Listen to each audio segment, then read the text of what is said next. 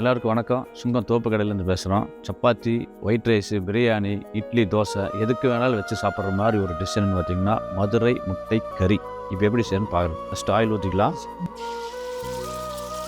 பெருசு இருக்கும் பீஸு லைட்டாக கட் பண்ணி விட்டுக்கிறோம்.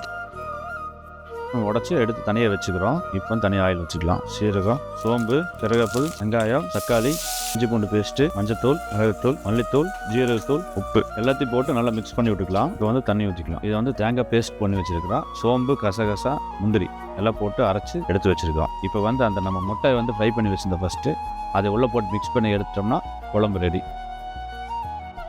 கொத்தமல்லி தழை போட்டு இறக்கிடலாம். முட்டையை எப்படியோ சாப்பிட்ருப்போம், வேக வச்சுருப்போம், ஆம்லெட் ஆப்பாயில் சாப்பிட்ருப்போம். குழம்புக்குள்ளே இந்த மாதிரி போட்டு சாப்பிடும்போது டிஃப்ரெண்ட்டான டேஸ்ட்டாக இருக்குது. நீங்களும் தோப்புகளை என்ஜாய் பண்ணுங்கள்.